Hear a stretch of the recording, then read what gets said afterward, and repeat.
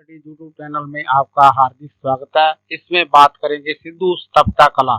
इसकी हड़प्पा सभ्यता, सिंधु सभ्यता, मोहनजोदड़ो सभ्यता, जहाँ सिंधु सरस्वती सभ्यता तीनों नामों से जानी जाती है। इसमें सबसे महत्वपूर्ण क्या की थी? नगरीकरण, शहरीकरण, यानी कि नगर नियोजन, जल निकास व्यवस्था, सैनिटाइजेशन की व्यवस्था। यानी इसमें महत्वपूर्ण बात क्या थी इसके बारे में पढ़ेंगे। यानी ये नगर महत्वपूर्ण दो हिस्सों में बटा हुआ था। इसका ये पूर्वी हिस्सा था और ये पश्चिमी हिस्सा था। ये थोड़ा ऊंचाई पर था पश्चिमी हिस्सा, और ये इस तरह से ये इसका तस्वीर दी हुई है।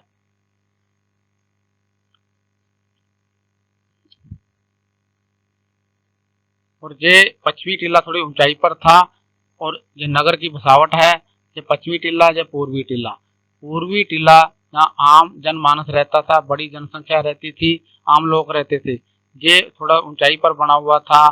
पश्चिमी टीला कहते जिसमें पुरोहित, अन्य प्रमुख व्यक्ति निवास करते थे। बीच में से इनके नदी बैठती थी।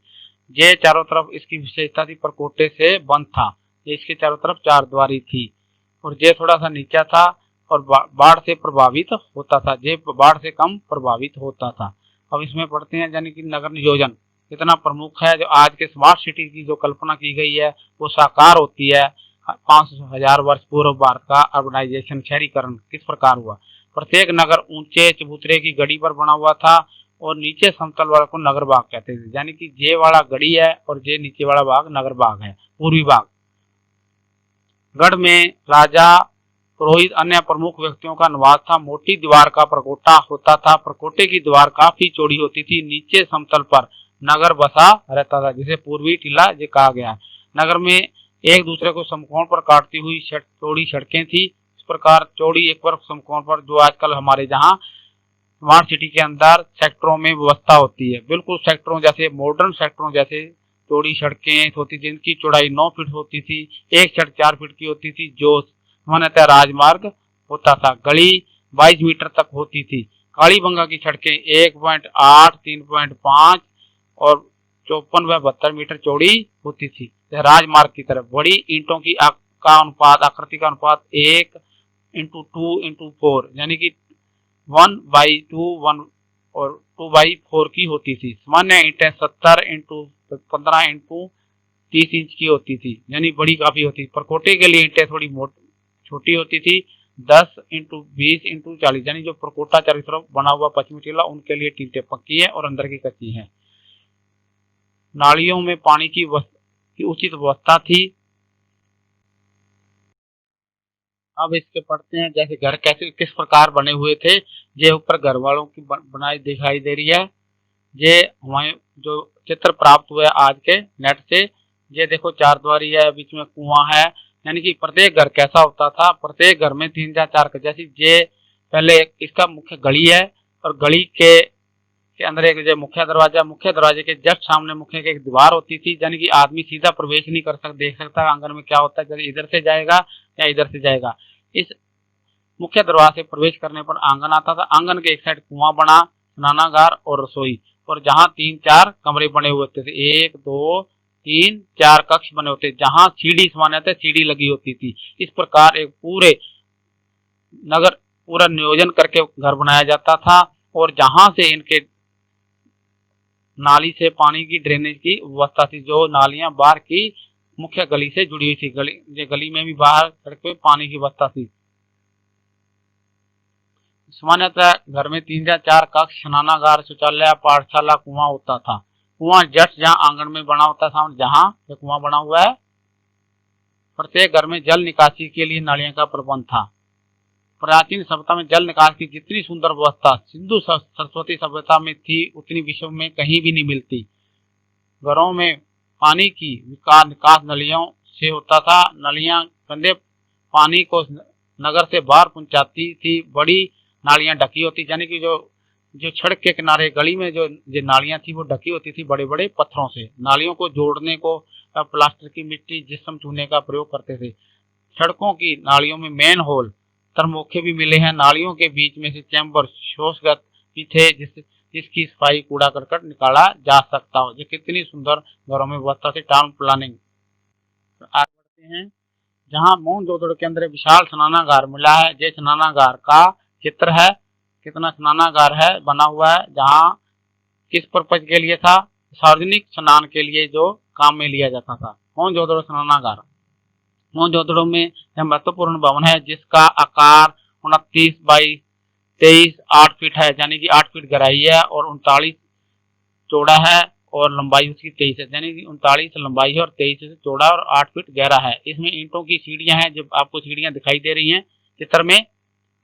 तीन तरफ बरामदे हैं, इसके चारों तीन तरफ जो बरामदों के अवशेष मिले हैं, जो बरामदे तीनों तरफ थे, चित्र में आप साफ दिखाई देता है। पास में एक कुएं के अवशेष मिले हैं जो जल का स्रोत था, यानी से जल प्राप्त किया जाता। उत्तर की ओर छोटे छोटे 8 स्नानागार और मिले हैं। इसमें जल निकासी की उत्तम व्यवस्था थी। स्नान करने के बाद जो जल गंदा पानी था वो बाहर चला जाता था, ऐसी भी व्यवस्था इसके अंदर पाई गई है। एक अन्य जो विशाल अवशेष मिले हैं विशाल अन्नागार के, यानी अब मॉडर्न गोदाम हाउस, गोदाम के जहां अन्न रखा जाता था सुरक्षित, उसके अवशेष मिले। जैसे नीचे अन्नागार के अवशेष है, नीचे जो मिट्टी ईंटों का बना हुआ फर्श, ऊपर जो लकड़ी के खांचे थे, ऊपर जो अन्न अपना रखते थे। हड़प्पा में व मोहनजोदड़ो में विशाल अन्नागार के अवशेष मिले। मोहनजोदड़ो का अन्नागार 39.7 इंटू 15.3 मीटर था, यानी कि इसकी लंबाई और चौड़ाई दे रखी है। 2 खंडों में विभाजित था। हड़प्पा के अन्नागार का क्षेत्रफल 55 इंटू 43 मीटर था, जो पानी के बचाव हेतु ऊंचे चबूतर पर बना हुआ था। प्रत्येक खंड में 6 पंक्तियों में भंडार कक्ष थे। दोनों के मध्य 23 फीट की दूरी है। इसका प्रवेश द्वार धोरावी की ओर से था। ऐसे अन्नागार मेसोपोटामिया यानी मिस्र नगरों में भी थे। मेसोपोटामिया मिस्र में, मेसोपोटामिया जो दजला फरात की नदी के किनारे, जैसे आजकल ईरान इराक कहा जाता है, उसे मेसोपोटामिया सभ्यता कहा जाता था। अब है विशाल जलाशय और स्टेडियम के अवशेष।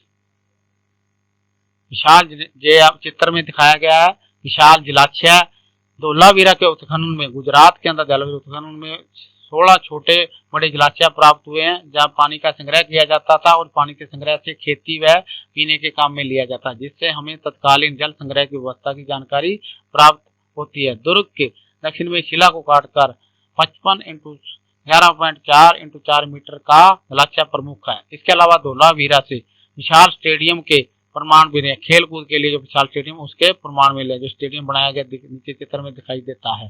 स्टेडियम का आकार 243 इंटू 45 मीटर। स्टेडियम के चारों तरफ दर्शकों के बैठने के लिए सोपान बने हुए हैं। समारोह स्थल दुर्ग की प्राचीर से जुड़ा हुआ है। इसकी चौड़ाई 12 मीटर है। विशाल गोदीवाड़ा यानी बंदरगाह, जहाँ पानी के जहाज आते जाते थे। इसका मतलब इनका हिंदू सभ्यता का दूर प्रदेशों से व्यापार होता था। व्यापार के लिए पानी के जहाज नावें आती जाती थी। लोथल में पक्की ईंटों का एक ढांचा मिला, जिसे पुराविद एस राव ने गोदीवाड़ा डाक यार्ड बंदरगाह का महत्वपूर्ण, जिसमें पानी के जहाज नावें आती जाती है, उसे बंदरगाह कहा जाता है, के रूप में पहचाना गया है।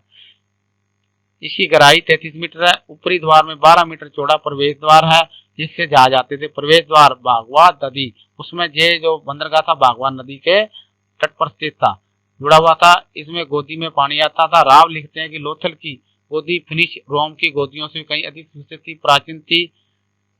जो लोथल का जाग था यानी बंदरगाह था, वर्तमान विशाखापट्टनम से बने से भी कहीं अधिक का बड़ा था। यानी कि लोथल के अंदर जो बंदरगाह मिला था बहुत बड़ा। इसका मतलब वहां व्यापारी जहाज मिस्र से, मेसोपोटामिया से, अन्य दूर से आते थे, व्यापार होता था। इसे जैसी होता है। एक और अन्य तथ्य, कालीबंगा जो हनुमानगढ़ में स्थित है, जुते हुए खेत के साक्ष्य मिले हैं, यानी जहाँ खेती की जाती थी उसके साक्ष्य मिले हैं, जो हनुमानगढ़ राजस्थान में।